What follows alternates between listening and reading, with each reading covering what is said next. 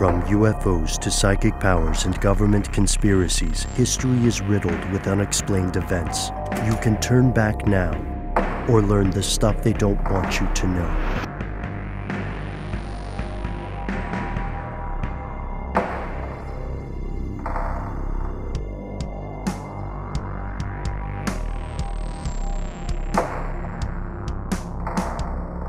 Hey, Matt, Ben, Noel, super producers, multiple names. Just got listening to the Big Hole listener mail episode. Thought it was rather interesting. Here's the thing. I live in a place in North Carolina. We have a pretty substantial Coast Guard here. And crazy. But if you want to hide something, like keep it low key, here's an idea. Why don't you just put it in an old Walmart? Like, not even kidding. People have lived here for their whole life and have never known that in an old Walmart, there is no shit H-60 helicopters, fully armed, parked in a pharmacy. It blows your mind. I mean, we had to do some work, make some gates or something for them. We got subcontracted to do it. We went in there and, of course, can't take pictures. But we could talk about it, and, all they did was just keep everything low-key. There was no guards, there's nothing, there's no fence, there's nothing.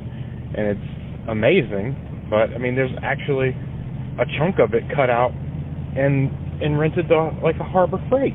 And you wouldn't believe what's inside there. It's bizarre to go in a Walmart, and all the accoutrement of Walmart is still on the walls, and there's still a pharmacy, and it still has everything intact, and Walmart floors and everything, and there happens to be an H-60 helicopter parked in there. Anyway, just remember, guys, secret stuff is everywhere. We just don't know, and the best way to keep it low-key is put it somewhere no one expects. Anyway, oh, and we also have one of those crazy phone buildings with no windows in our town, and our town has 30,000 people. All right, see you guys. Yeah. Yeah. So Walmart's selling helicopters. Not surprised. Well, see, yes. So I called this person who wishes that I refer to him as Dad Joke 69, and that it's like writing the line of a dad joke and a dirty joke, and I think that's what he likes about it. Those are called daddy jokes. Oh, maybe it's Daddy Joke 69. Just make it a little extra. Okay. Okay. But okay, so Dad Joke 69, and he had a logic behind this, right? There's a lot to talk about. We had a pretty great conversation. He does contract work for metalworking. And he has gone into this specific location before. Now we're taking his word for what this place is, what's in there, and all of the details, because there's not information that you can find online anywhere that specifically pertains to this old Walmart, to what's inside it. But there are breadcrumbs that we can follow. So that's really what we're going to do here, if that's okay with you guys. Oh, this is amazing. And thank you, Dad Joke. This is true. It's not something that has a web presence documented, other than, honestly, man, your call to us and your conversation. This has a lot of echoes of Jade Helm. Exactly. If I'm not mistaken. Just throwing that out there. It seems like that on the surface. What I'll say is that I think there's a simpler explanation here, and I'm not going to give a lot of details away, but I'm going to leave these breadcrumbs, and we're going to talk about that very thing that you just mentioned. Okay, so the place where he lives, there are 30,000 roughly residents, people that live in this town. It's in North Carolina. There is a substantial Coast Guard presence there. I'm not going to say the name of the town, but if you're really interested and you want to look it up right now, this is the place from where Edward Snowden hails. And Dad Joke 69 actually went to the same high school as Edward.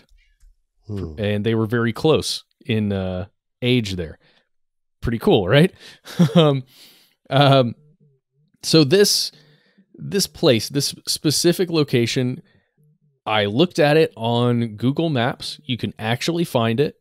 It is indeed an old Walmart. And if you look at the satellite imagery on Google Maps, you can see a truck backing up into the loading bay area. And it is very, very close to a high school. The very one where Edward Snowden attended. Anyway, the reason why this is weird is because he said H-60 helicopters. Are you guys familiar with what those are? Not right off. I was not. Them up right now. Are they Blackhawks? Yes, that is one of the versions of the H-60 helicopter, the most well-known, the Blackhawk. Yeah, so I mean, if you can picture it, it's the type you'd see in, like, say, any traditional war movie where you've got the side door that slides open and you've got gunner seats there, and it's like meant to transport a small group of troops, when you're in a conflict zone. Yeah, sure.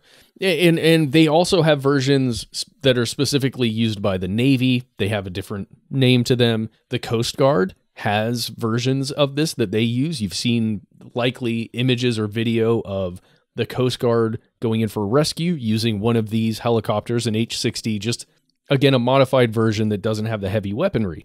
There's medical evac versions as well, things like that. Exactly. There's ones that lay mines. Like helicopters are around because they still have a ton of uses. They're utility vehicles. They're very nimble, and they can maneuver much more easily and land much more flexibly, I think, than other aircraft. It's amazing technology. Really but what is. are they doing in a Walmart, man? Well, okay, so according to Dad Joke, these are Sikorsky H-60s that were at one point owned by the Navy that were then purchased by the Coast Guard, much in the same way, a surplus situation that we've discussed before, almost like Jade Helm in some ways, where it's attempting to sell off surplus equipment, heavy equipment in this case, to another organization or, like a local law enforcement, or in this case, the Coast Guard. The weird thing is that in that call, Dad Joke says there's one in there. When I talked to him, he said, "Oh, there's 8 or a dozen. If you looked in this old Walmart, you would just see these decked out helicopters with 50 cal weapons on them. Like, we're talking the large weapons that a Blackhawk would have, or perhaps a one of the Seahawks that the Navy uses. And they're just sitting here, and it's literally across the road from a high school, and nobody knows that these helicopters are in this thing. Ooh, should we be talking about this, guys? Yeah, I was going to say nobody did know. For a while. And for anyone that's yelling at their radio about what the WTF is Jade Helm, just a quick reminder, it was some military maneuvers, some training that were done on private property in a civilian area in a disused Walmart, which is, I think, the only reason I think we all heard the connection there. It was a huge thing that they were actually selling arms as well, right? It was like an expo. When this occurred, we did an episode in 2015, I believe, a Jade Helm update. Do check that out for more information. It is tied into other reports, typically ones that allege that Uncle Sam is preparing to wage war on its own, for in one way or another toward one group or another. You'll often see another example of this would be reports of FEMA creating tons and tons of coffins, right, and shipping them off in preparation for something, some sort of martial law situation. Right. It's a martial law related belief system, and there are some crazy things. You are likely living more closely to military infrastructure than you think if you live in the United States. Yeah, I couldn't agree more. And according to Dad Joke, this building itself isn't owned by Walmart. It is, in fact, a Coast Guard, or the majority of that large building is owned by the Coast Guard and is a warehouse. And if you go on Google Maps, it actually says that. If you click on it, it says Coast Guard Warehouse. Actually, it says something like Coast Guard Base, I think, if you click on it. But then in the comments, people are like, no, this isn't the base. This is just a warehouse. And you can find the Coast Guard base, which is just down the way by the little airport that's there. It was so fun talking to this person, to Dad Joke, because he was just making